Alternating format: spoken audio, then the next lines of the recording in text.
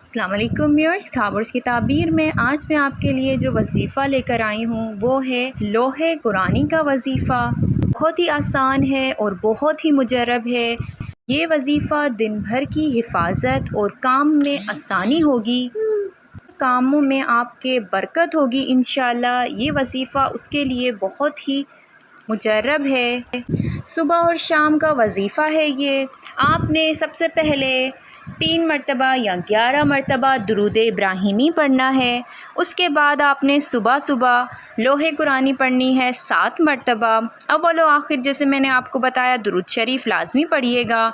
آپ نے اسی طرح سے پھر شام میں پڑھنی ہے لوحے قرآنی، اول و آخر درود شریف کے ساتھ 7 مرتبہ آپ نے اس کو پڑھنا ہے، یعنی اس کے تمام حروف کو پڑھنا ہے آپ نے، جیسے الف لام میم ہا میم عین سین قاف نون، الف لام میم صاد ہا میم یا سین قاف ہا یا عین صاد قاف آمین۔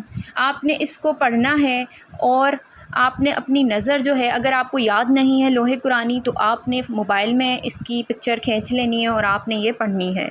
اب آپ نے اس کو پڑھنے کے بعد کیا کرنا ہے، اپنے دونوں ہاتھوں پر پھونک مارنی ہے، دم کرنا ہے، اور وہ اپنے دونوں ہاتھ آپ نے چہرے پر جسم پر پھیر دینے ہیں۔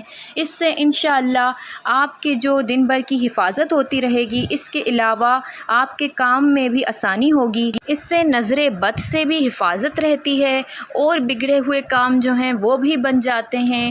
یہ دم لوحے قرآنی کا صبح شام اپنے بچوں کے اوپر بھی کر سکتے ہیں، اس سے ان کی حفاظت بنی رہے گی انشاءاللہ اور وہ بری بلاؤں سے محفوظ رہیں گے۔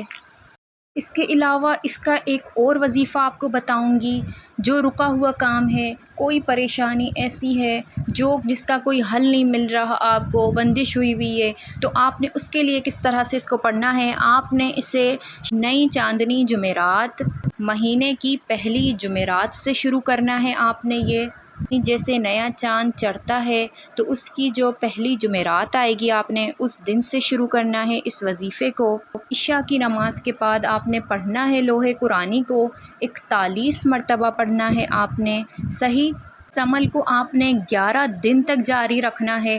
انشاءاللہ عمل ختم ہونے سے پہلے آپ کو خوشخبری مل جائے گی، اللہ نے چاہا، اللہ کی رضا ہوئی تو۔